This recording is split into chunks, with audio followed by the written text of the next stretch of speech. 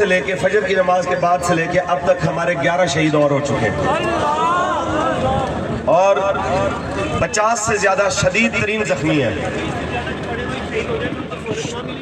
اور ڈاکٹر صاحب بتا رہے ہیں کہ 20 سے زیادہ وہ سخت ترین زخمی ہیں کہ جنہیں اگر طبی امداد نہ ملی فوری طور پہ تو وہ بھی شہید ہو جائیں گے۔ یہ کیا طریقہ ہے؟ ریاست کیا کر رہی ہے؟ ریاست اس طریقے سے کنٹرول کرنا چاہتی ہے تو ہم سارے حاضر ہیں رسول اللہ کے دین کے لیے۔ ہم کہتے ہیں غوری عبدالی تم دشمنوں پہ تو نہیں چلا سکے، ایک ہی بار چلا لو تاکہ تمہارا سر درد ختم ہو جائے۔ کچھ شرم ہوتی ہے، کوئی حیا ہوتی ہے۔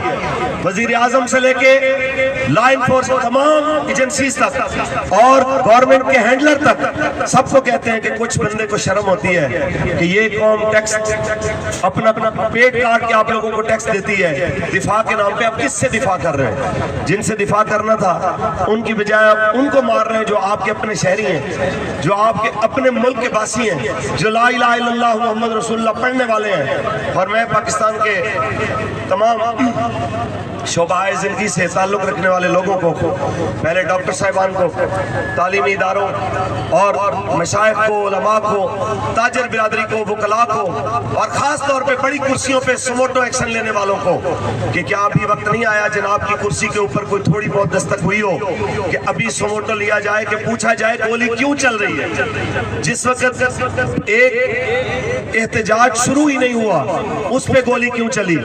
احتجاج آ کے یہاں پہ ٹھہر جاتا ہے اس پہ گولی کیوں چلتی ہے؟ اور پورا پاکستان ایک ہی سوال کر رہا ہے گولی کیوں چلائی ہے؟ بتاؤ تو صحیح۔ اور یاد رکھو اس کا جواب تمہیں دینا پڑے گا، انشاءاللہ دینا پڑے گا اس کا جواب۔ باقی اللہ